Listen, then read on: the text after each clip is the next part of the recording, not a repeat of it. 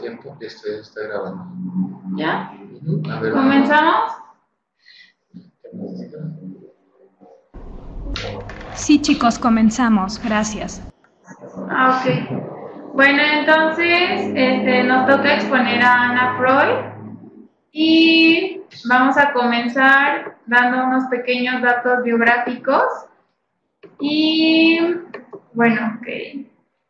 Bueno, ella nació en Viena el 3 de diciembre de 1895, como ya hemos visto en las lecturas pasadas. Anna Freud mantuvo una relación bastante distante con sus 5 hermanos y en especial con Sophie, ya que tenían rivalidad por la atención de Freud. Y fue enviada a un centro de salud porque tenía problemas y, bueno, se decía que podría ser depresión o trastornos alimenticios. Era muy cercana a su padre y lejana a esto y desarrolló, bueno, ella un vínculo con una cuidadora y esto la inspiró a crear un concepto de madre psicológica.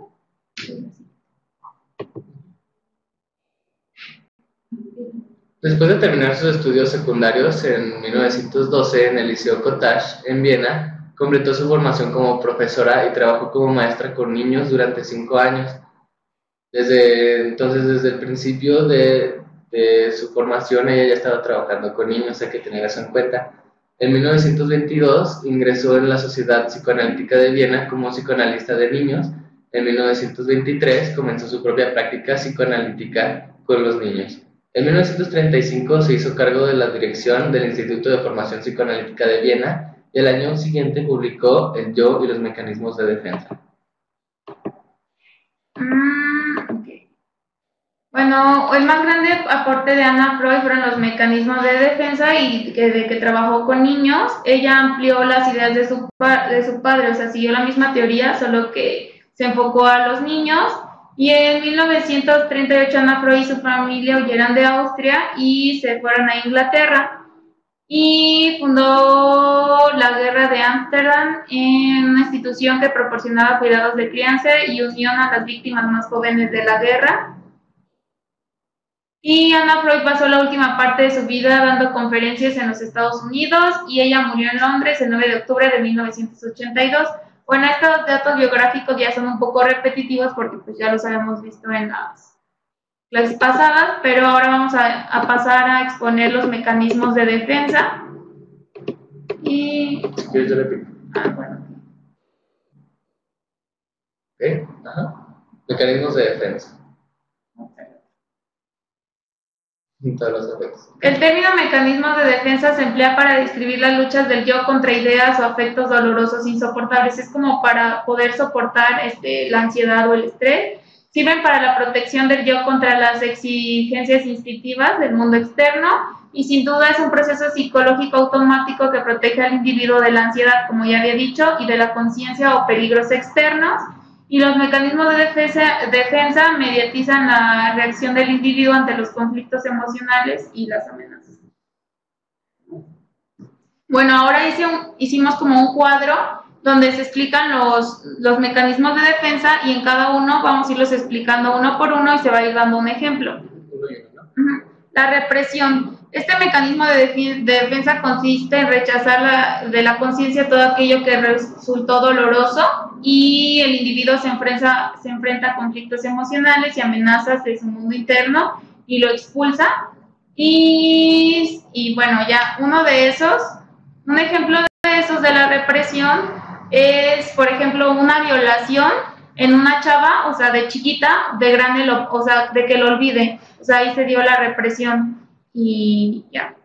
Ahora vamos con el siguiente, que es la regresión. Ajá, la regresión es un mecanismo de defensa en el que uno toma los comportamientos antiguos, regresando a periodos anteriores del desarrollo. Esto para lograr que el presente sea más satisfactorio. Consiste en reproducir conductas, sentimientos y todo lo demás típicos de periodos anteriores del desarrollo de la personalidad. Por ejemplo, repetir conductas infantiles en la edad adulta. Un ejemplo más claro es, por ejemplo, chuparse el dedo ajá, en una situación de estrés. Y vamos con la formación reactiva. Este es un mecanismo de defensa en el que el individuo se enfrenta a conflictos emocionales y amenazas, sustituyendo los comportamientos y los pensamientos o sufrimientos que le resultan inaceptables por otros. O sea, si tiene, por ejemplo, algo que le resulta feo, lo cambia por algo mejor, ¿no? Y, por ejemplo, un ejemplo es que un niño siente como odio o así, o sea, se enoja con su mamá, lo cambia por preocupación hacia ella, para sustituir estos pensamientos que tiene. Después tenemos lo que es el aislamiento. Es el proceso por el que la persona aísla un pensamiento o un evento y rompe sus conexiones con el resto de sus vivencias, evitando, por tanto, que forme parte de su experiencia significativa. La experiencia significativa hay que recalcar que era la experiencia que se vincula, o sea, más bien, la experiencia ganada que se va vinculando con otras experiencias anteriores. Un ejemplo del aislamiento sería, por ejemplo... de que haya chocado, por ejemplo, la muerte de que chocaron una niña de joven, se murió su papá y como para aislarse de eso, o sea, se aísla de la gente, de sus amigos y eso para olvidar ese problema. La anulación consiste en realizar un acto determinado con el fin de anular o reparar el significado de uno anterior. Aquí, por ejemplo, es si te golpea a una pareja donde golpea a su novia, lo anula cuando llega con rosas, ¿no? Entonces se olvida de los golpes y ahora es todo felicidad. Ok, después tenemos la proyección, que es un mecanismo de defensa que consiste en atribuir a otros y en general al mundo exterior motivaciones que se rechazan o no se reconocen en uno mismo. Al comparar pensamientos, intenciones, afectos o conflictos internos con los demás, justificamos nuestros propios deseos. Es como tachar en los demás lo que uno no quiere ver en sí mismo. Un ejemplo aquí es incluso como aquí lo muestra en la foto, es verse en el espejo y decir así como, tú lo hiciste, ¿no? Así, eso ya es algo muy extremo. Ajá, así como en una pareja, ¿no? O sea, de que tú le eres infiel y ya le has puesto el cuerno 1000 veces a tu novio, entonces te proyectas y estás de celoso con tu novia pensando que él te va a pasar lo mismo, ¿no? Como te proyectas de algo que tú haces. Después sigue el de introyección. La introyección muchas veces se le llama identificación y dice que comprende la adquisición o atribución de características de otra persona como si fueran de uno, o sea, problemas que sean porque se resuelven algunas dificultades emocionales del propio ser. Y un ejemplo sería, por ejemplo, las personas que imitan a Ariana Grande, o sea, esto pasa mucho en la adolescencia, donde se introyectan, por ejemplo, con su ¿cómo se llama? Su ídolo. Ajá, o sea, por ejemplo, aquí como lo puse, hay varias chavas que imitan las fotos de Ariana Grande. Ok, después tenemos la vuelta contra sí mismo, que es una agresión contra el propio ser. Es una manera de desplazamiento ya muy avanzada, muy para personas maduras. Se establece cuando la persona se vuelve su propio blanco sustitutivo. Usualmente se usa cuando nos referimos a rabia, irritabilidad y agresión más que a otros impulsos más positivos. Constituye la explicación freudiana para muchos de nuestros sentimientos de inferioridad, culpa y depresión.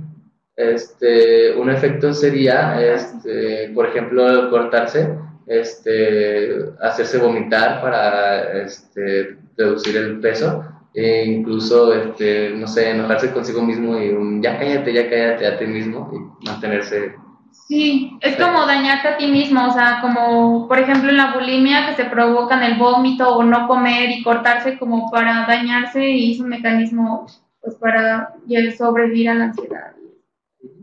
La formación de lo contrario es tiene relación con el otro, que es como la solución del problema.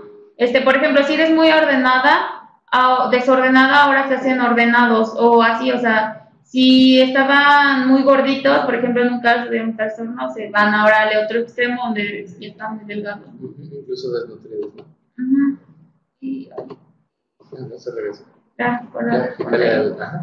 Y sublimación, Ok, la sublimación es una forma de desplazamiento en la que la energía se desvía hacia un objeto que tiene unos valores ideales. El individuo se enfrenta a conflictos emocionales y a amenazas de origen interno o externo, canalizando sentimientos o impulsos potencialmente desadaptativos en comportamientos socialmente aceptables. Aquí, por ejemplo, es sublimación, o sea, de que, o sea, un comportamiento que es aceptable es, por ejemplo, hacer ejercicio, o como para sacar su agresión los que dan la lucha o hacen box o algo así. Este ya es el siguiente, ¿no? Ajá. Bueno, ahora vamos a comenzar con la psicología del yo. Del yo. La psicología psicoanalítica del yo amplió la teoría freudiana para incluir la capacidad del yo para tomar la iniciativa de afrontar el ambiente físico e interpersonal, en lugar de mantener al yo como alguien como una parte del ser que va a estar subido en la carreta. Ahora se le toma como un jinete, y es más como el jinete más inteligente que va a buscar el mejor camino a seguir, ¿no? Ana Freud empezó sus exploraciones en su trabajo psicoterapéutico con los niños. Bueno, la justificación. Mientras Sigmund Freud reconstruía la niñez de sus pacientes a partir de sus recuerdos adultos, Ana Freud los observó. Aquí, bueno, ella comenzó a tratarlos y dice que la herencia de su familia dio lugar a una actitud protectora hacia el psicoanálisis clásico y también apoyó una curiosidad audaz, una confianza en sí misma y una aura de credibilidad que le ayudó a realizar y divulgar nuevos descubrimientos. O sea, solo como fue modificando la teoría de su papá, como ya lo habíamos dicho.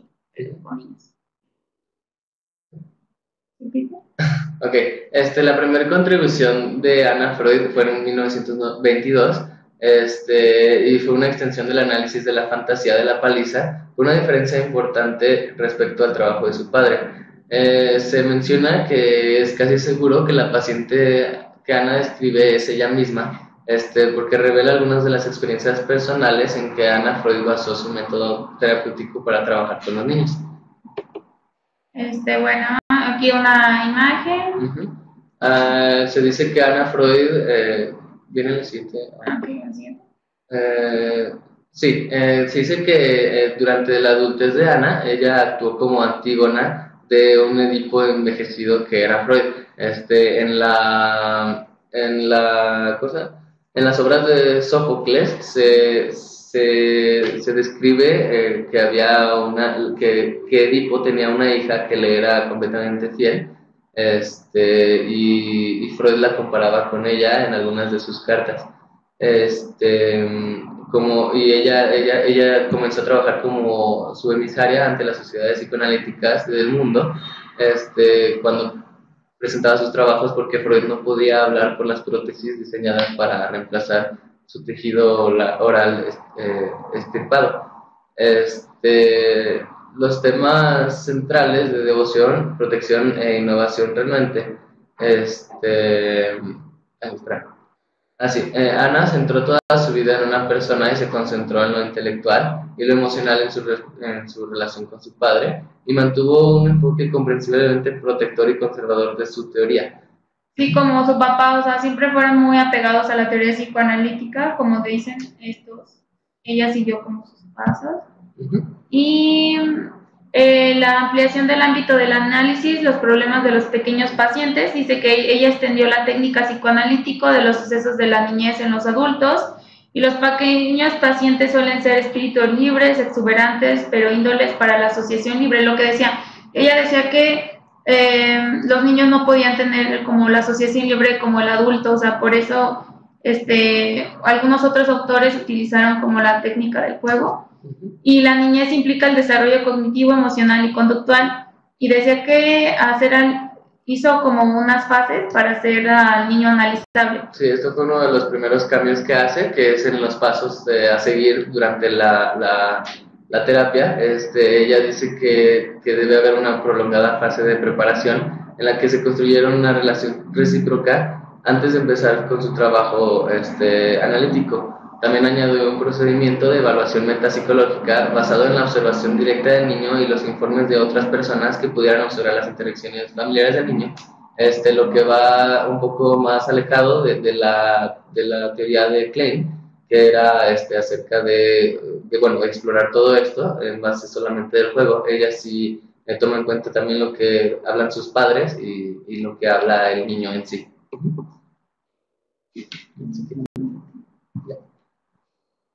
Captar el interés del niño en sí mismo y establecer la utilidad del analista. Al principio, bueno, primero se da el ablandamiento para el análisis que ayuda al niño a ver la necesidad del tratamiento, o sea, que lo haga consciente, y el analista ayuda al niño a obtener de manera gradual un insight sobre sus problemas y cada vez brindar más cooperación. Y una segunda etapa de este trabajo de preparación empezó cuando Anna Freud demostró que podía ser útil el niño de muchas maneras. O sea, lo va preparando para que pueda ser analizable y que confíe en ella. Sí, confía en ella y se dé cuenta también de la superioridad del analista, ¿no? Por ejemplo, decía el texto que si el niño estaba construyendo algo con los juguetes, ella podría demostrar que ella lo puede hacer mejor y además que le puede enseñar a hacerlo de esa manera, ¿no? Para de esta manera demostrar su utilidad como terapeuta. Sí, bueno, esa es lo que ya había dicho. Sí, es lo que acabo de decir, pero también debe mostrarse como indispensable, eso es lo que agrega esta diapositiva. Tiene que mostrarse también poderoso, como una persona sin cuya ayuda ya no puede funcionar el niño. De esta manera, puede ella decirle al niño o ponerle la regla, como a los adultos, de decirlo todo y no guardar secretos. Los niños, esta etapa de preparación va a terminar cuando el niño ya haya desarrollado un insight suficiente para reconocer la necesidad de recibir ayuda externa para sus dificultades. Okay. Y después dice que la interpretación de la fantasía y de los sueños, y Anna Freud rechazó este camino del inconsciente, ya utilizó otras dos herramientas, que el primero de estos enfoques era la confianza en los reportes verbales que hacían los pequeños pacientes de sus fantasías y sueños, y la segunda es un análisis infantil en la interpretación de su relación con el paciente.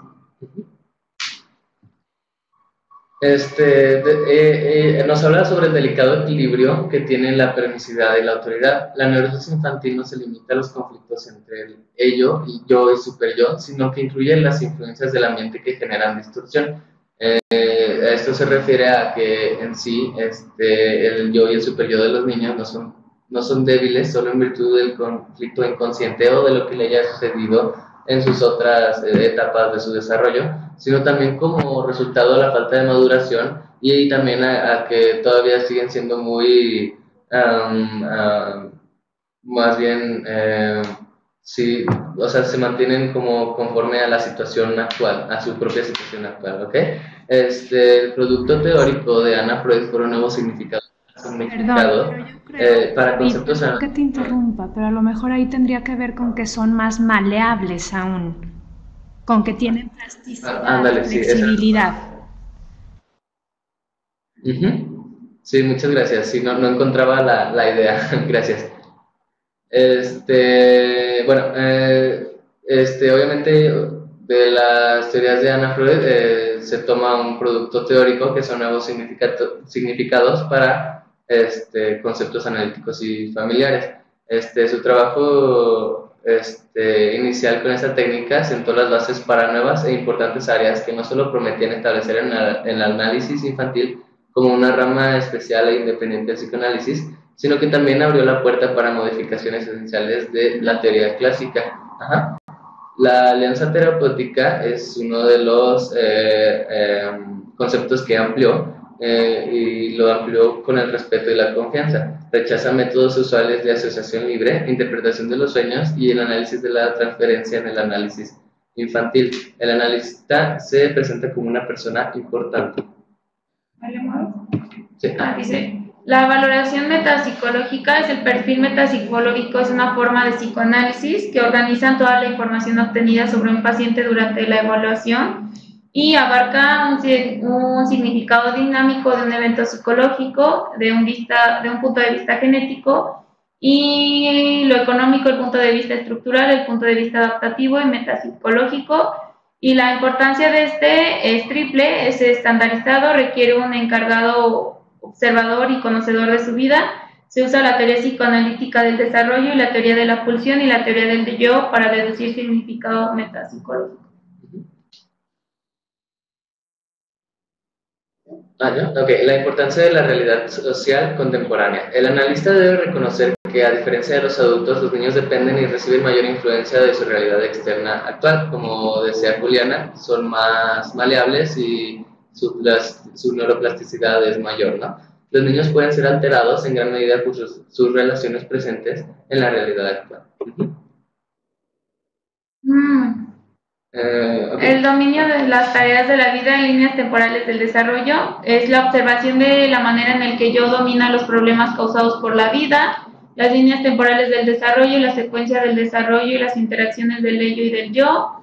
Y se dan 6, que la primera es la dependencia, la confianza emocional en sí mismo, de la lactancia a la alimentación racional, de orinarse y ensuciarse al control de vejiga y el intestino, de la irresponsabilidad a la responsabilidad en el manejo del cuerpo, y del juguete al juego en el trabajo, y del egocentrismo al compañerismo. La teoría de Anna Freud, como ya todos sabemos, fue influenciada por la Segunda Guerra Mundial y por algunos otros teóricos como es Winnicott, John Bowlby y James Robertson. Winnicott le influyó en los objetos transicionales, en los que Anna observa en niños, en este caso, Anna observa en niños quienes habían sido presos en campos de concentración que los objetos transicionales son sobrevalorados y paralelamente rechazados, esto como respuesta a los sentimientos ambivalentes que subyacen respecto del primitivo objeto perdido, que es la madre, ¿no? El objeto primario. Después, junto con John Bowlby y James Robertson, se dedicaron, o más bien se tomaron el tiempo de alertar acerca de las consecuencias negativas de las hospitalizaciones prolongadas de los niños, ya que conllevaban bruscas rupturas de las relaciones con sus madres y con sus hogares. Anna fundó en 1947 la Clínica de Terapia Infantil de Hampstead, donde se daban cursos de entrenamiento en psicoanálisis infantil, y se abrió como clínica en 1952 para ser un centro de formación, terapia y también de investigación. Bueno, ahora vamos a pasar con el psicoanálisis en niños, que es lo que vimos en esta última semana. Y bueno, aquí se toman algunos otros autores, como lo leímos en el texto, como para ver cómo utilizaban ellos la técnica con los niños. Y algo diferente a Anna Freud, y dice que el niño del psicoanálisis va desde su nacimiento hasta más o menos los 10 años de edad, cuando ya comienza la prepubertad. Bueno, también es diferente este niño de acuerdo a qué enfoque se le da, a qué escuela del psicoanálisis, y para saber de él se toma en cuenta su mundo interno, el porqué de la manera en cómo se relaciona, y, eso nos dice también más allá de la observación, ¿no? Y, ok. Ok, ¿sí? El método que utilizó Freud en el juego, él observó a su nieto jugando con un cartel e interpretó este juego del Forta, él se fue aquí, ¿ok? Como la elaboración de la ausencia de la madre. Así nos mostró que para él el juego no solamente era para obtener placer, sino que era también una repetición de contenidos dolorosos y un intento para superar situaciones traumáticas. Después, Freud elaboró las etapas psicosexuales del niño para entender cómo los deseos y fantasías se mueven dentro de la mente, la conducta y la vida en general de los seres humanos desde la infancia hasta la vejez. Y después, hablamos primero el autor que pusimos es Melanie Klein, que es como quien se oponía a Anna. Y dice, ella utilizó la técnica del juego, como ya todos sabemos, y dice que al observar a su hijo y a sus primeros pacientes niños, descubrió la riqueza de los símbolos y fantasías en la mente infantil, y es ella quien inaugura el sistema de psicoanálisis infantil, y veía el juego como un equivalente a la asociación libre en los niños, lo que sean los adultos acá era pues el juego, y afirmaba que el juego, junto con otros elementos de la conducta de los niños, es un medio para expresar y manifestar las palabras. Lo que los adultos dicen en palabras, ellos lo dicen en juego. Y ella descubrió con esto la posibilidad de comunicación y descubrió que el niño transfiere objetos de su mundo interno al analista desde el primer momento del análisis. Y para ella el niño se desarrolla en medio de los conflictos basados en sus instintos innatos y sufre desde un principio de angustias muy intensas, de fantasías desbordadas y cuyo mundo externo es gran parte de su creación. Winnicott nos hablaba de la madre, el bebé Winnicott nos hablaba de la madre y el bebé en su relación. La madre tiene un lugar de gran importancia. Las angustias y depresiones de la madre van a afectar al bebé. Él creía en la prevención de enfermedades psíquicas, como cambios en el mundo externo de los niños. El amor es la emoción humana fundamental. Para él, el estudio de la búsqueda del self y el estudio de la identidad. El falso self resultaría como la incapacidad de la madre de sentir las necesidades de su bebé. A veces estos niños son sumisos y demasiado complacientes. En un primer momento este ambiente es de la madre, pero después es el ambiente humano en general. El niño, en este caso, como lo ve Winnicott, es un ser con una potencialidad grande para un desarrollo sano. Necesita para ello una madre lo suficientemente buena. La técnica que debe seguir esta madre o incluso él en terapia con la madre y con el niño es el llamado holding materno para el bebé. Aquí lo que nos dice Winnicott, nos dice que es importante la relación de madre e hijo para generar como un apego seguro. Aquí dice lo del falso ser, dice que la madre no cumple las necesidades del niño, ¿no? Y aquí se podría generar un apego ambivalente, ansioso, donde, o sea, como que el niño a veces le cumple sus necesidades y a veces no, o no se podría generar un apego donde el niño, pues, como dice aquí, se crea sumiso y demasiado complaciente, ya que su madre, pues, no está ahí. Y pues... Sobre la técnica del holding, el holding es la capacidad de la madre por mantener a su niño cerca, es en sí la relación física que tiene con él. Y el Winnicott lo remarca como la parte más importante de una madre suficientemente buena, ¿no? Bueno, también está el handling, que no lo mencionamos aquí, pero es muy importante. El handling es la capacidad de la madre por llevar a cabo un control sobre las reacciones que tenga el niño al mundo, ¿no? Y también para la capacidad en la que ella le presenta los objetos, está lo que es el objeto presente, que es otra parte de la teoría de Winnicott. Sí, nos habla de Armina Verasturi. Esta, es una autora que habla mucho sobre adolescentes, pero también sobre los niños. Y dice que el éxito del tratamiento psicoanalítico de un niño es encontrar modos de aliviar las angustias y los sentimientos de culpa de los padres. Ella fue la que introdujo la técnica de la primera hora del juego, en la cual el niño, hasta el más pequeño, representa su fantasía inconsciente de su enfermedad y muchas veces la fantasía de cura.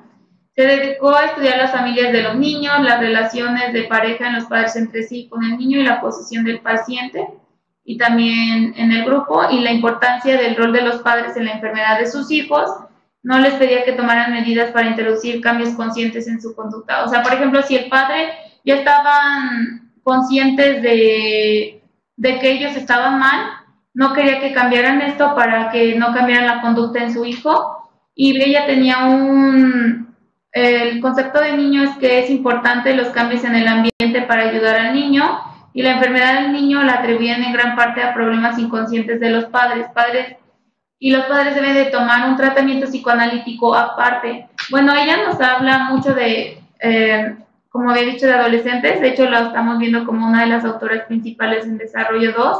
Y como aquí dice, o sea, los padres tienen gran importancia, o sea, influyen mucho en la enfermedad del niño. O sea, por ejemplo, en lo de la anorexia, es una enfermedad de familia, no solo del paciente, sino que también es de los padres. Y después hablamos sobre Margaret Mahler, y su método fue la observación de los niños en las relaciones con su madre dentro del kinder. Para ella el desarrollo, para su teoría del desarrollo, ella incluye lo que es la fase autista normal, la fase simbiótica normal y las fases del proceso de la separación e individuación. Para ella el conflicto es primero interpersonal y solamente más tardío se vuelve intrapsíquico. Una buena relación entre la madre y el bebé lleva más o menos a los 3 años a la constancia intrapsíquica del objeto. La madre que está emocionalmente bien con su hijo, que es capaz de establecer las relaciones afectivas apropiadas, contribuye de manera básica a la formación de estructuras intrapsíquicas que a la larga le permitan al ser humano un funcionar independiente. Ok, también nos hablan sobre Lacan y dice que él no estaba de acuerdo en desarrollar la teoría genética con sus bases cronológicas. Él se definía más bien como estructuralista, no como psicoanalista, y la prohibición del incesto es la estructura en la base de la organización de las sociedades. O sea, es como esto lo que nos hace que los padres no estén con sus hijos, o sea, como que es una ley que nos rige. Dice que el bebé nace y entra en un ambiente social y cultural que le antecede, que ya existía mucho antes de su nacimiento, y este ambiente ya está establecido con símbolos, mitos y lenguajes ya formados. O sea, él no llega a formar su propio mundo, sino que ya está. Y un ser humano no podrá formar parte de la cultura si no resuelve por lo menos parcialmente el complejo de Edipo, que son en su esencia sus relaciones de deseos con cada uno de sus padres, como ya sabemos. Y según el niño encuentra entre los 6 meses y el año y medio su imagen en el espejo, es cuando es el primer encuentro con su identidad, o sea, que se ve a sí mismo, sabe que es alguien diferente a su madre, o sea, que ya es una persona.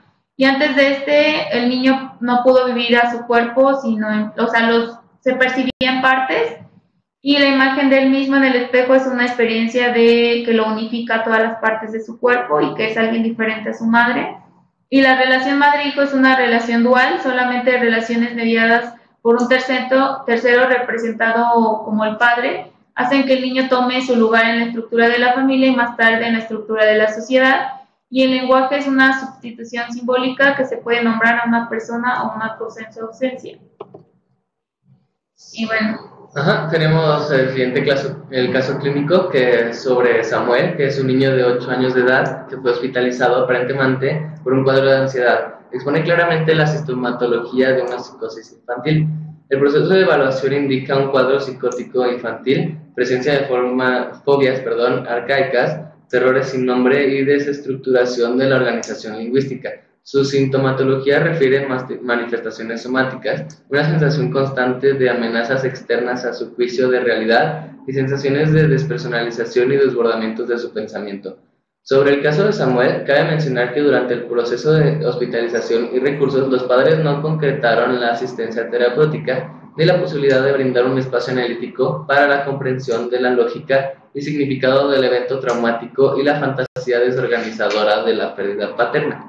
Ese es el caso, y bueno, aquí les vamos a contar la historia, que, bueno, se supone que la madre va a la consulta con motivo de que, bueno, dice, mi hijo siente un temor intenso de dormir solo. También ocurre que en la noche se despierta, habla solo, grita, dice que por favor no le hagan daño, que unos hombres lo persiguen al punto de mostrarse agresivo con ella. La historia del infante indica una situación traumática que se presenta en la tienda del barrio, propiedad de su padre, quien al cerrar el lugar es atacado por un grupo de delincuentes y herido con armas de fuego. Durante el tiempo de la agresión, Samuel se despierta con los gritos y llamados de ayuda, baja rápidamente y ve a su padre desmayado en el piso. Días después del incidente, su padre se recupera, pero el menor empieza a manifestar un cuadro mutista, principalmente en el escenario escolar. Presenta conductas de agresividad con su grupo y fuerte retraimiento afectivo con su madre. Es muy apegado a ella, siempre quiere estar como con ella. Y es por eso que cuando en las noches tenía miedo iba hacia ella. En la consulta la madre se refiere a que Samuel se rehúsa a ver a su padre. Es una situación que inicialmente es aceptada por ella y la ve como una situación normal por el evento. Y una semana después antes de que lo hospitalizaran, describe que la pandilla que está fuera de la escuela, o sea, él cree que lo están esperando una pandilla afuera de la escuela y que van a atacar a su padre. O sea, como que está teniendo alucinaciones sobre lo que pasó. Sí. Y ya. Perdón. La teoría en la que se basa el análisis es la siguiente. Siguiendo las actuales formas clínicas, las psicosis precoces descritas con amplitud por Mahler en 1984, se describe una fase simbiótica del desarrollo fuertemente distorsionada. Trata a la madre como si ella fuera parte de él mismo, fusionada con él. El niño es incapaz de integrar una imagen de la madre como un objeto distinto y externo, y en cambio parece mantener imágenes introyectadas y fragmentadas de un objeto malo y bueno, existiendo una fijación o regresión a la fase de la simbiosis patológica. De igual forma, los mecanismos de restitución que crea la variada sintomatología constituyen intentos de restablecer y perpetuar la unidad simbiótica madre-hijo de carácter desilusional o omnipotente. Freud nos habla de que el término de ansiedad es un estado particular en el que se espera el peligro o se prepara a la persona para él, aun cuando se trate de un peligro desconocido o, cabe recalcar, inexistente. Bueno, aquí como decíamos, Mahler es una de las autoras que describimos y nos habla, o sea, sobre la relación del madre-hijo, y también aquí lo relaciono con Winnicott, que dice que la relación nos habla sobre la madre y el hijo, y aquí, bueno, este es como un mecanismo de él donde se fusiona como con su madre y recurre a ella cuando hay como, cuando empieza a alucinar, se une más a su madre y empieza a rechazar a su padre, y ya. Bueno, la conclusión dice que Samuel utiliza mecanismos de defensa arcaicos. Bueno, utiliza el de la identificación proyectiva y también, bueno, creo que también un poco de introyección y regresión, como lo habían dicho antes, que se regresa como a la simbiosis, o sea, antes. Y es una sensación de interrupción del mundo externo, parece ser más una expresión de pánico que de ira, y mostrando que el niño se siente amenazado por el peligro de la aniquilación, o sea, siente que lo que le pasó a su papá le va a pasar a él. O que su papá va a traer consigo el peligro. El peligro, o sea, si llega su papá, por eso se aleja de él, va a regresar todo eso. Y pues creo que ya es todo. Sí, claro. Sí, bueno, la bibliografía y ya. ¿Alguna duda, algo? ¿Tienen alguna duda? ¿O alguien quiere comentar con algo? Esto daríamos terminado el bloque de Anna Freud, por lo tanto es importante si alguien tiene alguna duda o quiere redondear la información con algún comentario que lo haga ahora. Yo tengo aquí alguna anotación, pero me gustaría dar el micrófono primero al grupo.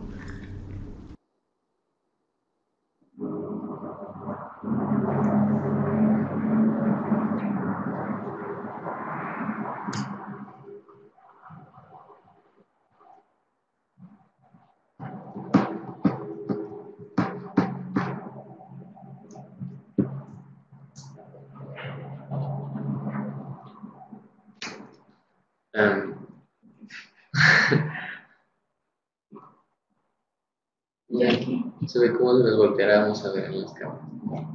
Buenas caricaturas. Gracias. No, todo está claro. Qué bueno. Creo que es muy entendible, Anna Freud. Y yo creo que hicieron un trabajo exhaustivo de recapitulación, chicos. La verdad es que sí lograron como hacer este repaso, ¿no? Que es la intención de la exposición. Solo quisiera yo dos cosas. Una, apuntalar un poco el mecanismo de defensa de aislamiento. Me gustaría si pudiéramos hacer el ejercicio de ejemplificar de alguna otra manera, ya sea ustedes o que le pasen la batuta a alguno de sus compañeros, porque me preocupa que se entienda el aislamiento como, que es el riesgo del ejemplo que pusieron, como aislarse físicamente de los otros, y no es así. Tiene que ver con un mecanismo de defensa, entonces tiene que ver con un espacio psíquico que puede incluir el espacio físico, ¿no? Ok. A ver. Pues es que, o sea, sí, o sea, no todo, no solo puede ser como habías dicho, o sea, aislarse físicamente, sino, por ejemplo, lo del accidente, como negarlo, ¿no? Como aislarse, negar que existió, y por ejemplo, si murió su padre, pues estar como si no hubiera. Pero entonces sería negación, no aislamiento. o más bien como separar esos pensamientos de los demás, o sea, no permitir que esos pensamientos formen parte de su realidad y verlos como si fueran parte de algo más Ajá, precioso. ese podría ser. Es que sí, sí es complicado, pues, la definición, y por eso me interesa que lo construyamos para que nos quede a todos bien, bien claro. Creo que por ahí iríamos apuntando como mayor claridad, David, en el sentido de aislar. A mí la analogía como de meter en una burbuja o de encapsular me viene muy bien en este mecanismo defensivo. ¿En qué sentido? Como si esa experiencia, ante la ansiedad y el dolor que genera, la encapsulo, la emburbujo, ¿no? Y entonces de repente podemos tener a una mamá de un niño, vamos a pensar, un niño que nace con una malformación del corazón, y entonces la mamá de repente, para poder lidiar con este dolor, lo que viene a hacer es aislar esa experiencia. Y entonces al niño se le traduce como estás enfermo del corazón porque 1 de cada 1000 tiene ese problema, tan tan, fin. Sin evaluar que los papás tenían sobrepeso, sin evaluar que los papás eran fumadores, sin evaluar una serie de características que nos podrían ayudar a elaborar la experiencia. Se aísla y se deja ahí. Vamos a pensar en un niño que utilice el aislamiento, y entonces es, ¿por qué todos están enojados contigo?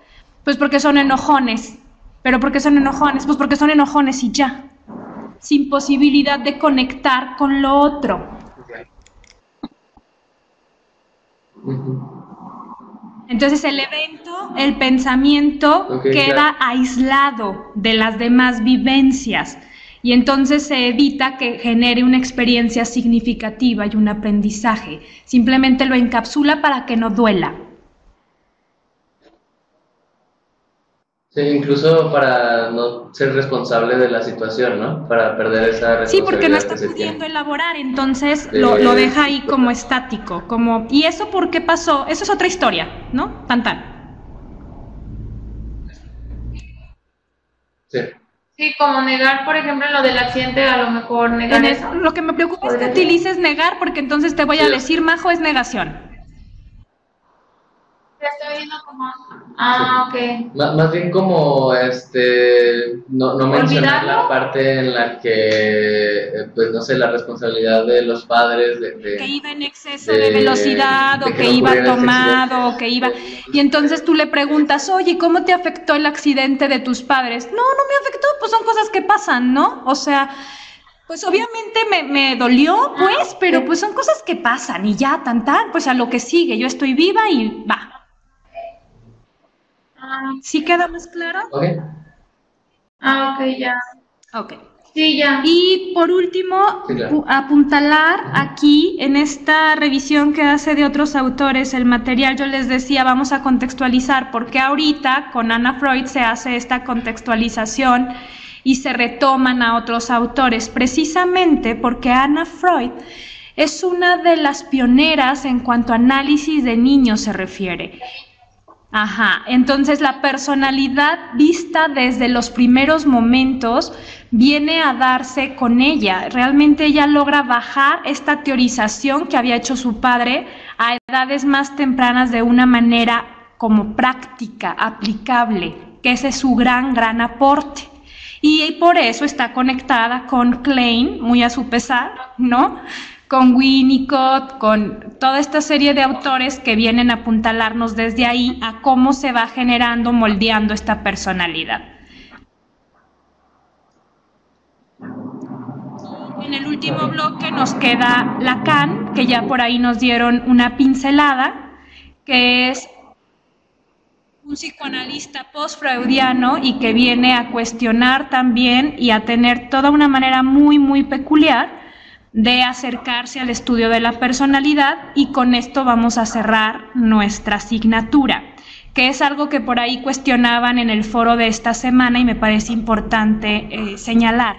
En efecto, nos hemos enfocado a lo psicoanalítico porque es lo que nos compete en teorías de la personalidad 1, Pero por supuesto que hay otras lupas con las que podemos mirar a la personalidad y eso se irá dando en otras asignaturas. Ok, si no hubiera dudas, chicos, con esto daríamos por concluido las calificaciones parciales. Aprovecho el espacio para el comercial, ya están publicadas y ya tienen habilitada la semana de Lacan. Recuerden que hay que hacer su quick test. Nos queda de Anna Freud y por ahí de Lacan. Y necesitan el último equipo, el de Lacan, ponerse a trabajar para la exposición porque es antes de que cerremos el semestre, a diferencia de estas otras en las que dábamos por concluido el tema y luego se daba la exposición.